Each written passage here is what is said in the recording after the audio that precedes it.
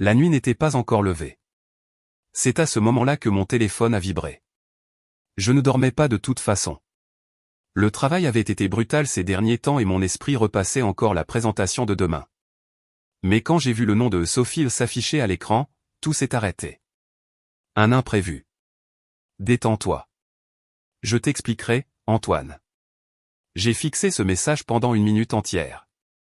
Ma femme, celle qui vérifie 3 fois chaque texto avant de l'envoyer, qui s'agace quand j'utilise une tournure incorrecte, venait de m'envoyer un message avec une faute de frappe à 4 heures du matin, d'où qu'elle fût censée ne pas être.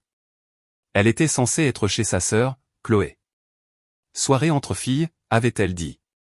Vin et film, retour demain matin. C'était le plan. C'était toujours le plan, ces derniers temps. Je me suis redressé dans mon lit en regardant ces mots. Un imprévu à 4 heures du matin. Détends-toi. Comme si je devais simplement hausser les épaules et me rendormir. Mais voilà. Je n'étais pas surpris. Déçu, peut-être. En colère, absolument, mais surpris? Non. Les signes étaient là depuis des semaines. L'attention supplémentaire à son apparence quand elle sortait avec des amis. Le téléphone toujours posé face contre table, maintenant. La façon dont elle devenait défensive quand je posais de simples questions sur ses soirées. Comment elle avait soudainement tant d'urgence avec des amis qui apparemment ne pouvaient pas gérer de problèmes d'adultes sans sa présence immédiate. J'ai pensé appeler sa sœur juste pour vérifier, mais pourquoi? Je savais déjà ce que j'allais découvrir. Au lieu de cela, j'ai tapé en retour, pas besoin d'expliquer. Reste avec lui. Tu es célibataire maintenant. J'ai appuyé sur envoyer avant de pouvoir me rétracter, parce que c'était bien de cela qu'il s'agissait, n'est-ce pas? D'un type avec qui elle me trompait, pensant que j'étais trop stupide ou trop confiant pour le remarquer. Mon téléphone s'est immédiatement mis à vibrer. Appel après appel. J'ai décliné chacun d'eux et j'ai éteint la sonnerie. 20 minutes plus tard, j'ai entendu des pneus crisser dans notre allée, puis des coups frénétiques, puis la sonnette encore et encore. J'ai pris mon temps pour me lever, j'ai mis une chemise, j'ai marché lentement jusqu'à la porte d'entrée. À travers le Judas, je pouvais la voir debout, toujours dans la robe qu'elle avait portée chez sa sœur, les cheveux en bataille, le maquillage coulant, l'air d'avoir pleuré tout le chemin du retour. Mon chéri, s'il te plaît, ouvre la porte. Sa voix était tremblante, désespérée. Je peux tout expliquer. J'ai déverrouillé la porte, mais j'ai gardé la chaîne, l'ouvrant juste assez pour voir clairement son visage. Il est 4h30 du matin, ai-je dit calmement. C'est drôle comme tu as trouvé le temps de rentrer maintenant. Bébé, s'il te plaît, tu ne comprends pas, je comprends parfaitement. J'ai gardé ma voix égale et ferme. Tu étais censé être chez ta sœur. Tu ne le es pas. Tu m'as envoyé un texto à 4 heures du matin disant qu'il y avait un imprévu et maintenant tu es là, l'air de sortir d'un endroit où tu n'aurais pas dû être. Elle a pressé son visage contre la fente de la porte. Ce n'est pas ce que tu penses. Alors qu'est-ce que c'est? Parce que de là où je suis, on dirait que tu t'es fait prendre. Les larmes coulaient librement maintenant. J'aidais une amie. Il y avait une urgence à 4 heures du matin. Oui. Quel genre d'urgence? Elle a hésité. Cette hésitation m'a tout dit. Elle avait besoin de parler à quelqu'un. Son petit ami l'a quittée. Et quel ami? Une autre pause. Claire. Claire a déménagé à Marseille il y a 6 mois. Son visage est devenu blanc. J'ai failli rire. Presque. Au lieu de cela, je suis resté là, la regardant chercher un autre mensonge. Je voulais dire Jessica. Jessica avait besoin d'aide. Avec quoi exactement? Elle faisait une crise de panique. Et à 4 heures du matin, Jessica t'a appelé, toi, au lieu du 17, au lieu de sa famille, au lieu de n'importe quel autre ami qu'elle connaît depuis plus longtemps que toi. Elle pleurait plus fort maintenant.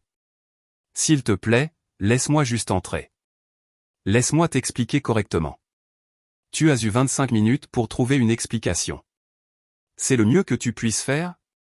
Je pouvais voir les lumières des voisins commencer à s'allumer. Tant mieux. Qu'ils voient exactement quel genre de personne elle avait choisi d'être. Je dis la vérité. Non, ce n'est pas le cas. Et nous le savons tous les deux. J'ai commencé à refermer la porte, mais elle a appuyé contre. Où vas-tu aller, ai-je demandé. Retourner d'où tu viens. Où es-tu enfin prête à être honnête?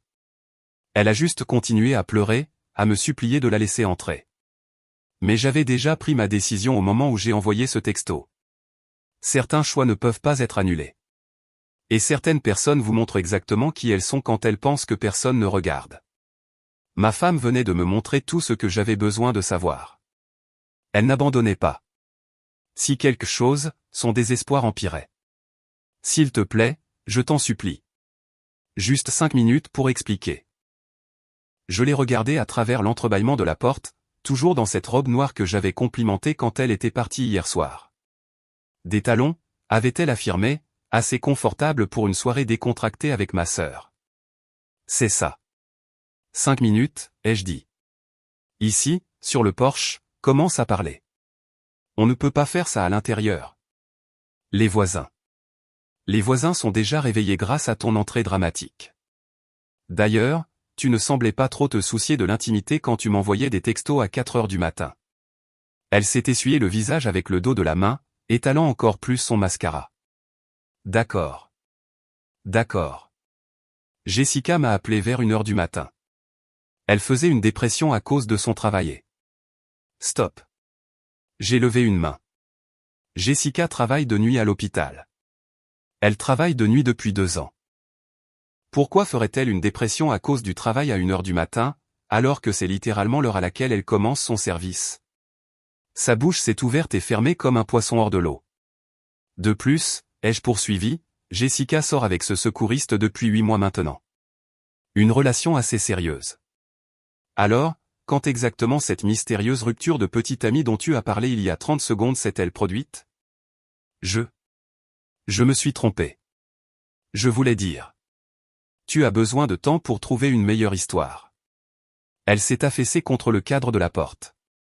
Tu n'essaies même pas de me croire. J'essaie de comprendre comment quelqu'un avec ton intelligence a pu penser que je croirais ces balivernes. J'ai gardé un ton conversationnel, presque amical. Je veux dire, tu aurais pu au moins choisir une amie dont je ne connais pas l'emploi du temps. Ou vérifier son Facebook pour voir si elle a vraiment rompu avec quelqu'un récemment. Je ne pensais pas clairement. Non, tu ne pensais pas clairement. Mais ça s'est passé il y a des heures, pas il y a 20 minutes quand tu as improvisé cette explication. Une voiture est passée lentement. Probablement Monsieur Durand à accent grave côté, qui partait pour son service du matin. Il nous a regardés longuement. J'ai salué. C'est humiliant, a-t-elle murmuré. Ça l'est? Je n'avais pas remarqué. Elle m'a regardé avec ses yeux qui me faisaient oublier tout ce qui m'énervait autrefois. Autrefois. Je sais ce que ça donne, mais je te jure. Ça donne quoi? Quoi? Dis-moi ce que ça donne de mon point de vue. Elle est restée silencieuse un instant. Comme si je te trompais. Exactement comme si tu me trompais. Parce que tu me trompais. Non. Alors où étais-tu? Je t'ai dit, avec Jessica. Dont tu vas me donner le numéro de téléphone tout de suite pour que je puisse appeler et confirmer ton histoire. La panique a traversé son visage. Elle dort probablement. Elle était assez éveillée pour une crise à 1 heure du matin. Je suis sûr que ça ne la dérangera pas un appel de suivi. Je n'ai pas son numéro en tête. J'ai failli éclater de rire. Tu n'as pas le numéro de Jessica en tête? Jessica, avec qui tu es amie depuis l'université? Jessica, qui était à notre mariage. Elle a recommencé à pleurer, mais c'était différent maintenant, moins paniquée, plus résignée. Où est ta voiture? Ai-je demandé, regardant au-delà d'elle vers l'allée. Quoi? Ta voiture? Tu as conduit chez ta sœur hier. Où est ta voiture? Elle s'est retournée pour regarder sa Clio garée dans l'allée. Elle est là.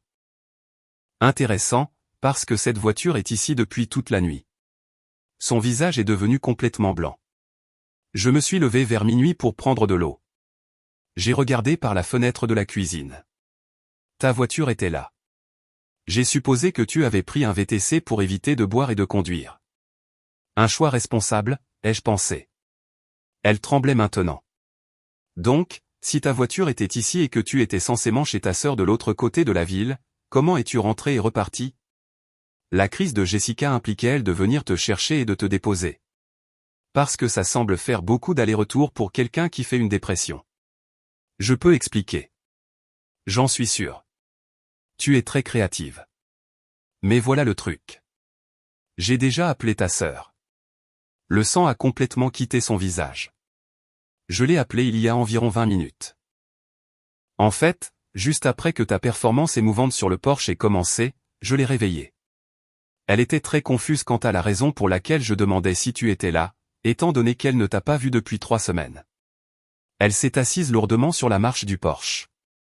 Elle a aussi mentionné que tu avais annulé tes projets avec elle hier matin. Quelque chose à propos d'un imprévu important. C'est drôle comme les choses ne cessent de t'arriver ces derniers temps. Je me suis accroupi pour que nous soyons à hauteur des yeux. Alors, essayons une fois de plus. Où étais-tu? Et cette fois, peut-être est-ce la vérité. C'est en fait plus facile à retenir que les mensonges. Elle sanglotait maintenant, mais je ne ressentais rien. Aucune envie de la réconforter. Aucune culpabilité d'être dure. Juste de la curiosité de savoir si elle serait enfin honnête. J'étais. Elle a commencé puis s'est arrêtée. Oui. Je ne peux pas, tu ne peux pas quoi? Tu ne peux pas dire la vérité ou tu ne peux pas faire face aux conséquences? Elle m'a regardé et j'ai vu quelque chose que je n'avais jamais vu auparavant, la peur, non pas de moi, mais de perdre tout ce qu'elle avait risqué en faisant les choix qu'elle avait faits. Si je te dis la vérité, a-t-elle murmuré, tu ne me pardonneras jamais.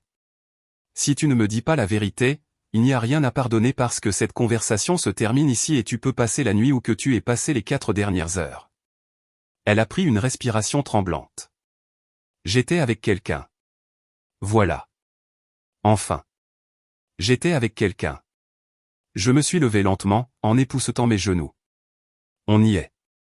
Tu vois à quel point la vérité est plus simple? Elle était toujours assise sur la marche, l'air d'avoir vu son monde s'effondrer. Ce qui, pour être juste, était le cas. Ce n'est pas ce que tu penses. Laisse-moi deviner. C'est juste arrivé. Tu ne l'avais pas prévu. Tu étais vulnérable. Il était là. Une chose en a entraîné une autre. J'ai compté sur mes doigts. Ai-je oublié l'un des classiques? Elle m'a regardé. Comment peux-tu être si calme face à ça? Parce que je ne suis pas surpris. Je te l'ai déjà dit. Qu'est-ce que tu veux dire, tu n'es pas surpris? Je me suis appuyé contre le cadre de la porte. Les soirées tardives sont devenues plus fréquentes il y a environ 2 mois. Le téléphone, toujours face contre table, est devenu la norme il y a 3 semaines. La nouvelle routine d'entraînement a commencé le mois dernier. Très dévouée, d'ailleurs. J'étais impressionné. Sa mâchoire s'est légèrement relâchée. Oh, et l'intérêt soudain pour le shopping de vêtements. Pour quelqu'un qui achetait tout en ligne, tu as vraiment commencé à apprécier ces longs samedis au centre commercial. Rentrant toujours avec des sacs de magasins dont je n'avais jamais entendu parler. Tu me surveillais. J'étais marié à toi. J'ai remarqué des choses comme la façon dont tu as commencé à te coiffer différemment certains jours, ou comment tu prenais une douche dès que tu rentrais de ces courses mystérieuses, ou comment tu avais soudainement besoin de charger ton téléphone dans l'autre pièce au lieu de sur ta table de chevet. Elle pleurait silencieusement maintenant. Le plus drôle, c'est la façon dont tu as commencé à te disputer avec moi pour rien. Presque comme si tu essayais de te justifier de quelque chose. Non. Tu te souviens il y a 2 semaines, tu t'es fâché parce que j'avais mal chargé le lave-vaisselle? Nous avons eu une dispute entière à ce sujet.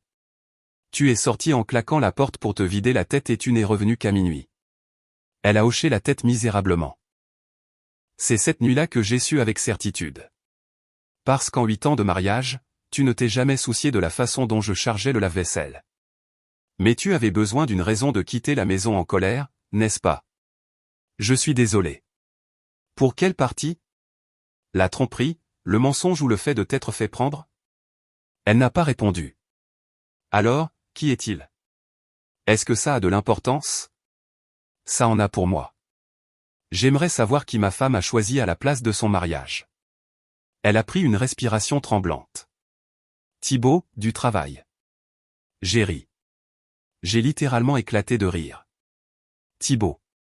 Thibaut Martin. Le gars de la comptabilité qui porte ses costumes bon marché et qui se prend pour le cadeau de Dieu aux femmes. Non. C'est parfait. C'est absolument parfait. Je riais toujours. Thibaut. Le même Thibaut qui a dragué Jessica à la fête de Noël de l'entreprise pendant que sa petite amie était aux toilettes. Ce n'est pas à cause de lui. Oh, mais si, parce que tu ne m'as pas seulement trompé. Tu m'as trompé avec Thibaut Martin. Sais-tu ce que ça me dit sur le peu de valeur que tu accordais à ce que nous avions? Elle a tressailli comme si je l'avais giflé. Je veux dire, si tu dois faire exploser ton mariage, au moins choisis quelqu'un d'impressionnant. Quelqu'un qui me fait penser, eh bien, je peux comprendre pourquoi elle risquerait tout pour lui. Tu es cruel. Je suis honnête. Il y a une différence. J'ai sorti mon téléphone de ma poche. En parlant d'honnêteté, je devrais probablement appeler la petite amie de Thibaut. Comment s'appelle-t-elle déjà? Alice. Elle devrait savoir ce que son petit ami faisait ce soir. Non, s'il te plaît. Pourquoi pas? Elle a le droit de savoir, tout comme moi. Parce que ça va tout gâcher. Tout est déjà gâché. Tu l'as gâché quand tu as fait ton choix. Elle s'est levée brusquement. C'était une seule fois. Ce soir, c'était une seule fois. Combien d'autres fois y a-t-il eu? C'est la seule fois. Je le jure. Depuis combien de temps le fréquentes-tu? Elle a détourné le regard. Combien de temps? 6 semaines. 6 semaines de quoi exactement? Flirt. Texto, rendez-vous pour un café, ou 6 semaines de ce soir? Nous n'avons jamais. Nous avons seulement. Quoi? Ce soir, c'était la première fois que nous avions réellement des relations sexuelles. Elle a hoché la tête, ne me regardant pas dans les yeux. Mais tu as trompé émotionnellement pendant 6 semaines. Ça ne devait pas se passer comme ça. Comment ça devait se passer? Explique-moi ton plan. Allais-tu me quitter pour Thibaut ou juste continuer à me tromper indéfiniment? Je ne sais pas. Je ne pensais pas, tu n'as pas pensé pendant 6 semaines? C'est beaucoup de non-pensées. Mon téléphone a vibré. Un message texte. J'ai jeté un coup d'œil. Intéressant. C'est mon avocat qui me répond. Apparemment, certaines personnes travaillent à 4 heures du matin. Ses yeux se sont écarquillés. Ton avocat? Je l'ai appelé juste après avoir appelé ta sœur. J'ai laissé un message vocal. Il se lève tôt, apparemment. Tu as appelé ton avocat avant même de me parler? J'ai appelé mon avocat après que tu m'aies envoyé un texto à 4 heures du matin parce que je savais exactement ce que ce texto signifiait, et je savais exactement ce que je devais faire à ce sujet. Mais si tu avais tort? Et si c'était vraiment une urgence? Alors tu aurais répondu à mon premier appel téléphonique, ou à mon deuxième, ou à mon troisième. Elle s'est rasseoir sur la marche, l'air vaincu. L'avocat veut nous rencontrer ce matin. 9 heures du matin. Je devrais probablement dormir un peu avant ça. Attends, tu ne peux pas juste. Nous devons en parler. Nous en parlons. Tu as trompé. Tu as menti à ce sujet. Tu t'es fait prendre. Quoi d'autre y a-t-il à discuter? Ce que nous allons faire maintenant? Je sais ce que je vais faire. Je vais divorcer. Juste comme ça. Juste comme ça. Elle a recommencé à pleurer plus fort. Et le conseil conjugal? Et travailler là-dessus? Qui a-t-il à travailler? Tu as choisi Thibaut plutôt que moi. Ce soir, tu l'as encore choisi en mentant à ce sujet. Chaque choix que tu as fait pendant 6 semaines a été contre notre mariage. Les gens font des erreurs. Ce n'était pas une erreur. C'était une série de décisions délibérées. Et maintenant, je prends la mienne. Je me suis retourné pour rentrer à l'intérieur. Où suis-je censé aller? Je suggère chez Thibaut, puisque c'est là que tu veux être de toute façon. Il vit avec Alice. Alors je suppose que vous avez tous les deux des explications à donner. J'ai fermé la porte et les verrouillé. J'avais fait une dizaine de pas dans la maison avant qu'elle ne recommence à frapper à la porte. S'il te plaît, je n'ai nulle part où aller. Je l'ai ignoré et j'ai préparé une cafetière. Si je rencontrais un avocat dans quelques heures, autant être alerte. Les coups sont devenus plus frénétiques. Puis j'ai entendu son téléphone sonner, puis plus de pleurs, puis son téléphone à nouveau. Je versais ma première tasse quand elle a commencé à crier à travers la porte, il ne répond pas. Thibaut ne répond pas à son téléphone. J'ai presque eu pitié d'elle. Presque. Sa petite amie a probablement découvert la vérité. J'ai rappelé. C'est drôle comme ça fonctionne. C'est insensé. Tu es complètement déraisonnable. J'ai rouvert la porte, ma tasse de café à la main. Elle était en désordre.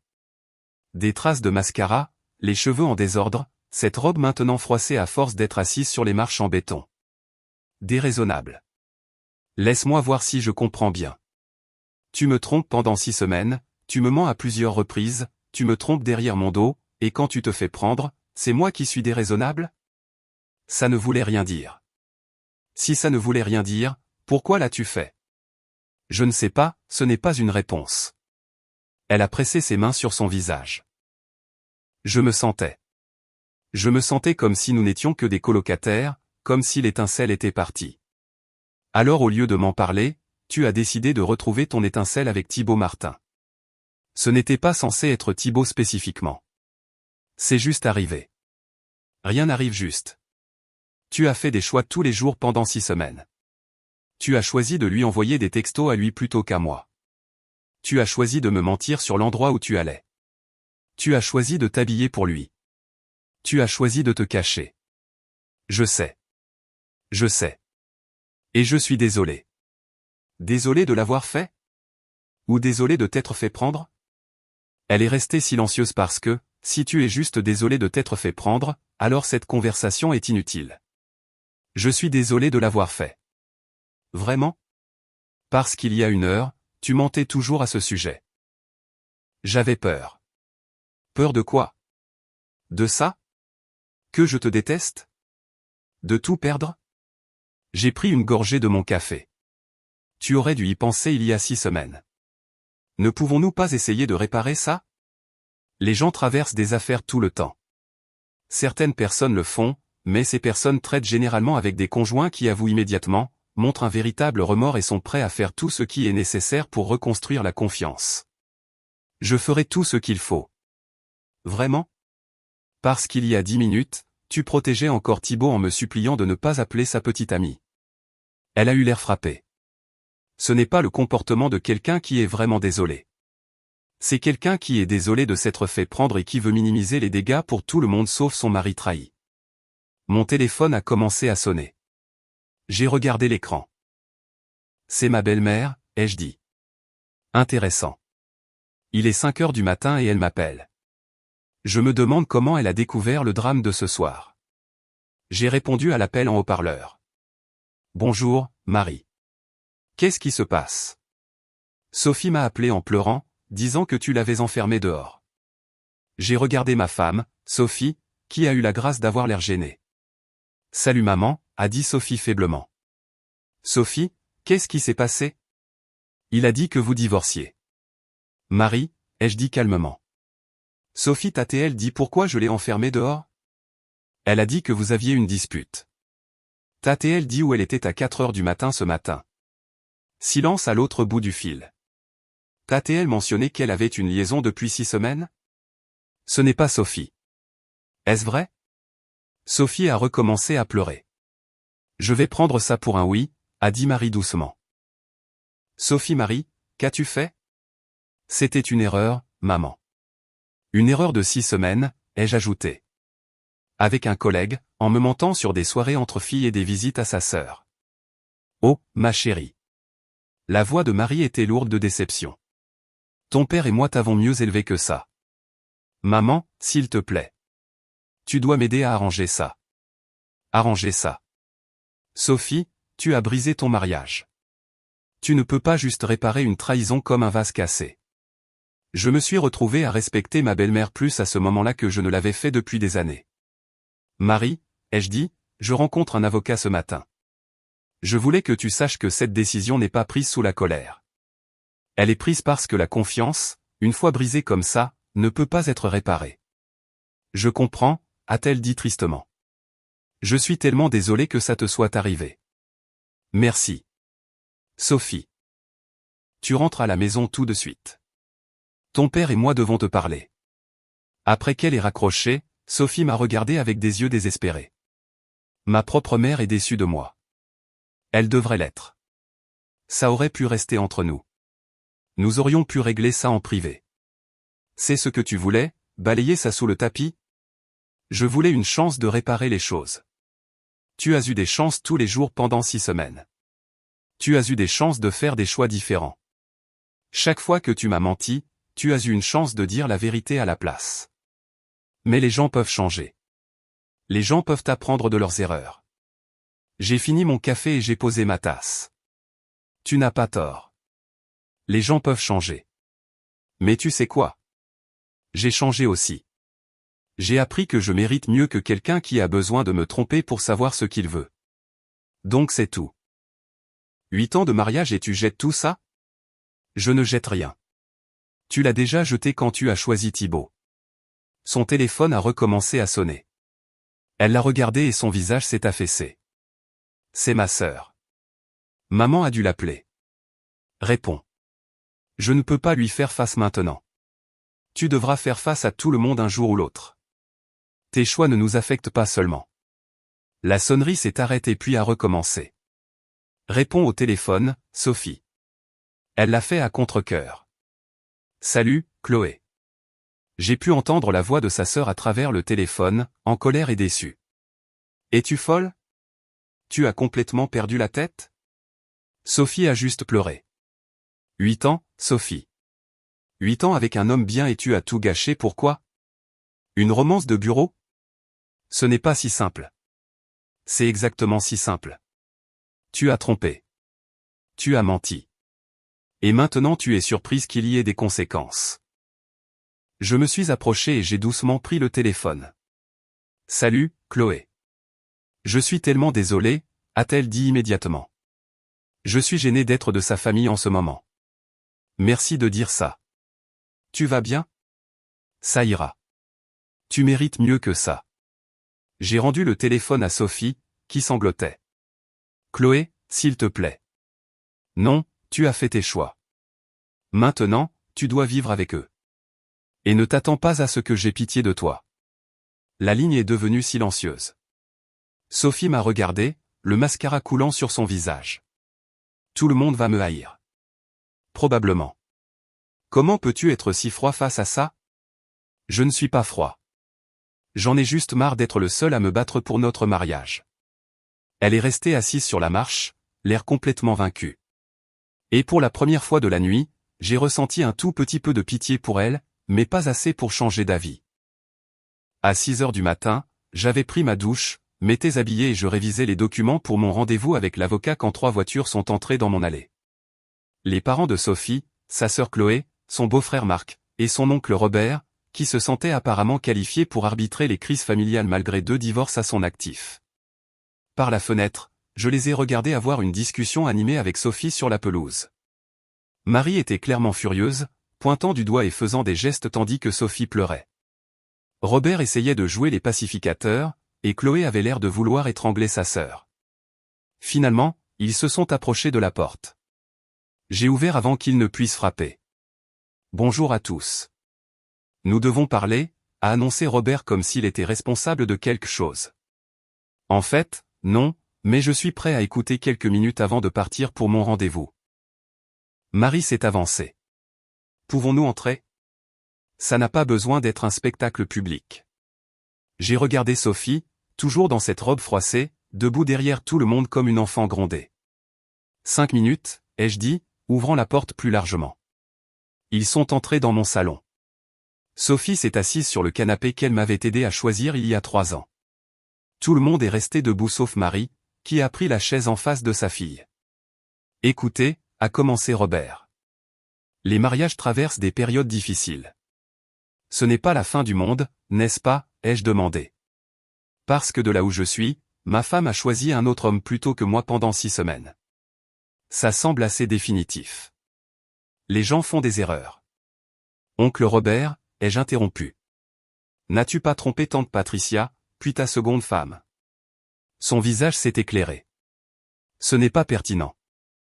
En fait, c'est tout à fait pertinent. Tu me demandes de prendre des conseils de quelqu'un qui a été dans la position de Sophie 2 fois. Chloé a pris la parole. Il a raison. Oncle Robert, reste en dehors de ça. Chloé, a averti Marie. Non, maman. Sophie a fait une énorme bêtise et maintenant elle doit vivre avec les conséquences. Mais ils s'aiment, a protesté Robert. J'ai presque ri. L'amour, Robert. Si Sophie m'aimait, elle n'aurait pas passé 6 semaines à me tromper avec Thibaut Martin. Qui est Thibaut Martin, a demandé Marc. Le gars avec qui elle couchait. Jésus, Sophie, a marmonné Marc. Marie avait l'air mortifiée. À notre époque, les couples réglaient ces choses. À votre époque, Marie, les femmes n'avaient pas autant d'options pour quitter les mauvais mariages, et les hommes n'avaient pas à accepter d'être irrespectueux juste pour maintenir la paix. Mais tu jettes 8 ans. Je ne jette rien. Sophie l'a déjà jeté. Sophie a finalement pris la parole. J'ai fait une terrible erreur, mais c'est fini maintenant. C'est complètement fini. Est-ce vrai? Ai-je demandé. Parce qu'il y a 2 heures, tu protégeais encore Thibaut en me suppliant de ne pas appeler sa petite amie. J'avais peur. Peur de quoi? D'affronter les conséquences de tes choix. Robert a essayé à nouveau. Écoutez, vous êtes tous les deux en colère en ce moment. Peut-être devriez-vous prendre un peu de temps à part. Laissez les émotions se calmer. Nous prenons du temps à part. Ça s'appelle le divorce. Mais c'est si définitif, a dit Marie. L'adultère aussi, a dit Chloé en hochant la tête d'un air approbateur. Marc regardait Sophie comme s'il ne l'avait jamais vue auparavant. Qu'est-ce que vous voulez exactement de moi, ai-je demandé. Faire semblant que ça n'est pas arrivé. Agir comme si 6 semaines de mensonges et de tromperies n'étaient qu'une période difficile. Nous voulons que tu envisages le pardon, a dit Marie doucement. Je l'ai envisagé. J'ai pardonné à Sophie. Mais le pardon ne signifie pas que je doive rester marié à quelqu'un qui m'a trahi. Ce n'est pas comme ça qu'un mariage fonctionne, a déclaré Robert. En fait, Robert, c'est exactement comme ça qu'un mariage fonctionne. Quand une personne rompt l'accord fondamental de confiance et de fidélité, l'autre personne décide de rester ou de partir. Sophie pleurait à nouveau.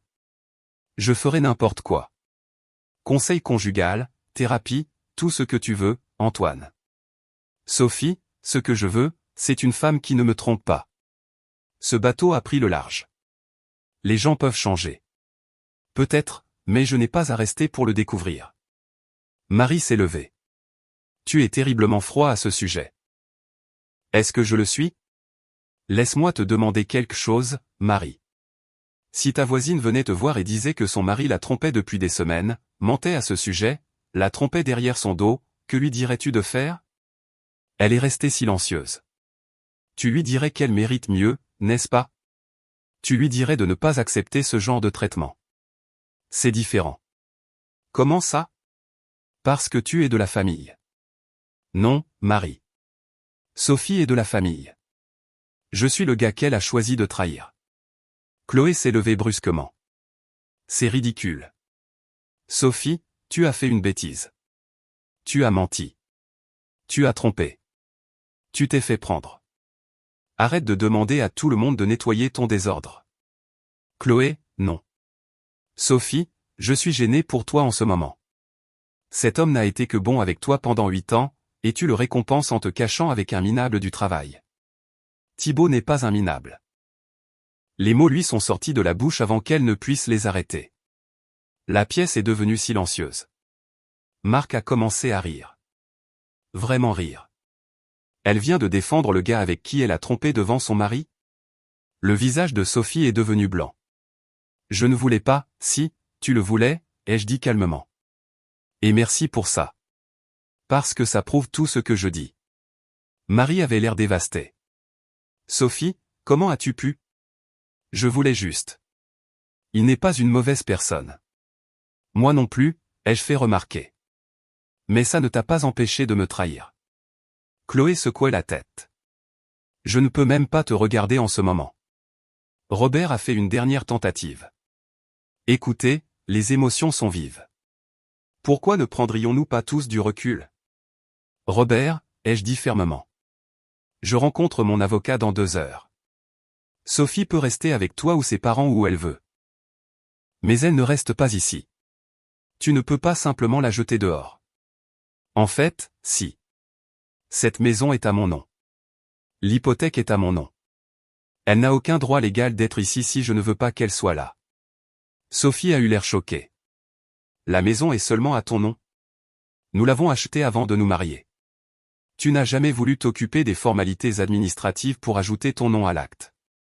Tu te souviens? Elle se souvenait. Je pouvais le voir dans ses yeux. Alors quoi maintenant? A demandé Marie tristement. Maintenant Sophie fait ses valises et rentre chez vous. Je demande le divorce. Nous partageons 8 ans de biens communs et nous nous séparons. Juste comme ça. Juste comme ça. Marc a parlé pour la première fois depuis un moment. Pour ce que ça vaut, je pense que tu gères ça exactement comme il faut. Chloé a hoché la tête. Moi aussi. Marie a regardé ses gendres avec approbation. Peut-être que tu as raison. Sophie s'est levée en tremblant. Puis-je au moins faire quelques affaires? Bien sûr. Prends ce dont tu as besoin. Elle s'est dirigée vers la chambre, puis s'est arrêtée et s'est retournée. Je suis vraiment désolé pour tout ça. Je sais que tu le hais, mais désolé ne défait pas 6 semaines de choix. Après qu'elle ait disparu à l'étage, Marie s'est approchée de moi. Je l'ai manqué quelque part. En tant que mère. Non, vous n'avez pas. Vous l'avez élevé avec de bonnes valeurs. Elle a choisi de les ignorer. Tu iras bien? Oui, j'irai bien. Et pour la première fois depuis que tout ce gâchis avait commencé, j'ai sincèrement cru que c'était vrai. 3 mois plus tard, j'étais assis dans mon salon un samedi matin, buvant du café et lisant le journal. Le même salon où la famille de Sophie avait essayé de me convaincre de la reprendre. Le même canapé où elle se blottissait et regardait des films avec moi les week-ends paresseux. Mais maintenant, c'était juste mon salon, mon canapé, mon samedi matin paisible. Les papiers de divorce avaient été finalisés il y a 2 semaines. Sophie avait tout signé sans contester, probablement sur les conseils de son avocat, qui savait qu'elle n'avait aucune raison de se battre. La maison est restée la mienne, tout comme mes comptes de retraite et la plupart de nos actifs puisqu'elle n'avait pratiquement rien apporté financièrement au mariage. Elle avait initialement emménagé chez ses parents, ce qui a duré environ 3 semaines avant que son père ne se lasse de ses pleurs constants et que sa mère ne se lasse de trouver des excuses pour elle auprès de leurs amis. Aux dernières nouvelles, elle louait un petit appartement de l'autre côté de la ville et travaillait au même poste où elle avait rencontré Thibaut. En parlant de Thibaut, cette situation avait implosé de manière spectaculaire. Sa petite amie Alice avait en effet découvert l'affaire, mais pas par moi. Apparemment, Thibaut avait l'habitude de tromper, et Alice avait suivi ses relevés téléphoniques.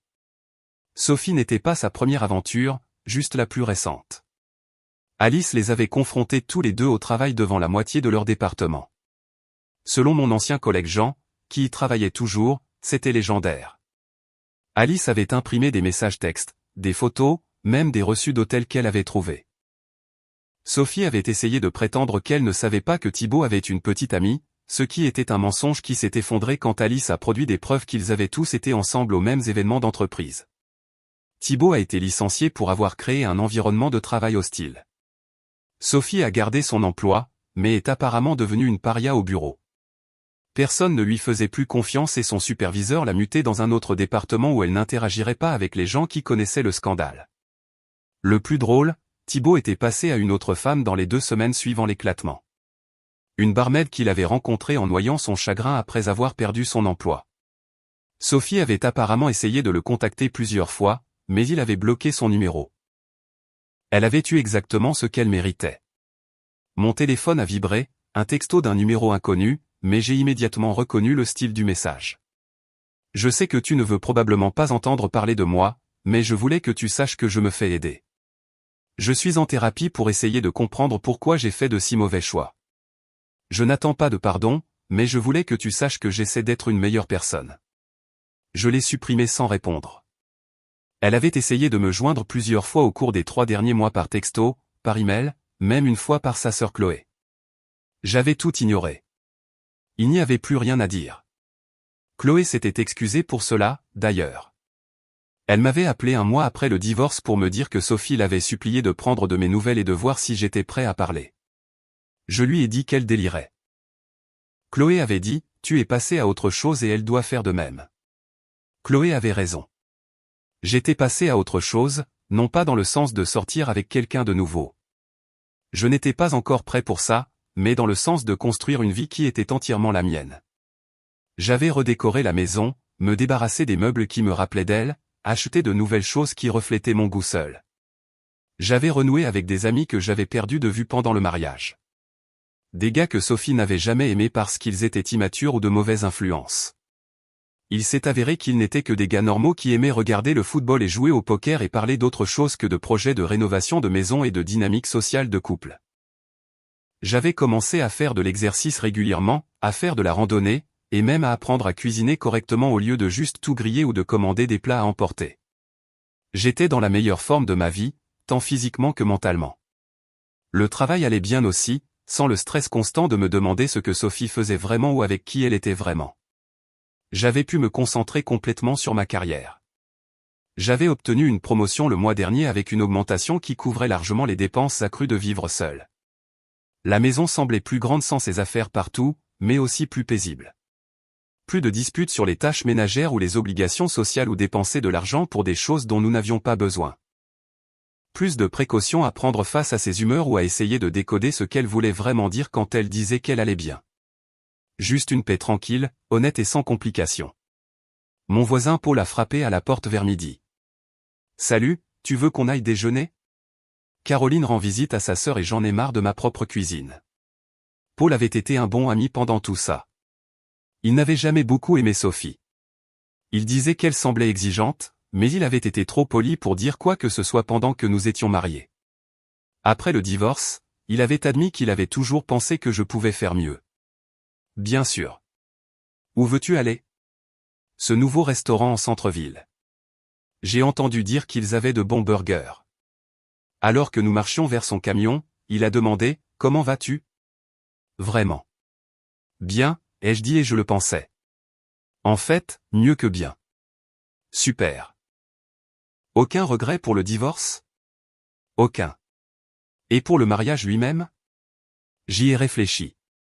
Je ne regrette pas le mariage. J'ai beaucoup appris sur ce que je veux et ce que je ne tolérerai pas.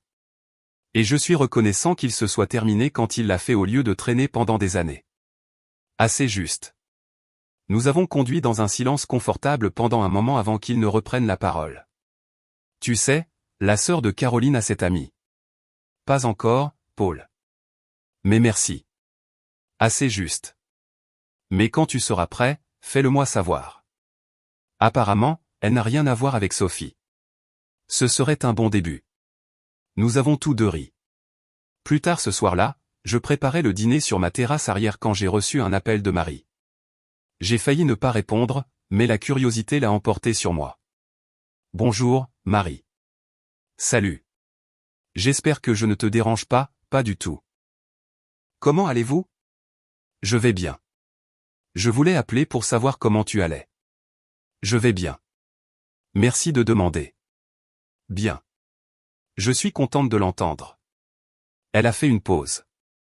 Je voulais aussi m'excuser encore pour la façon dont les choses se sont terminées et pour avoir essayé de te faire pression pour que tu la reprennes.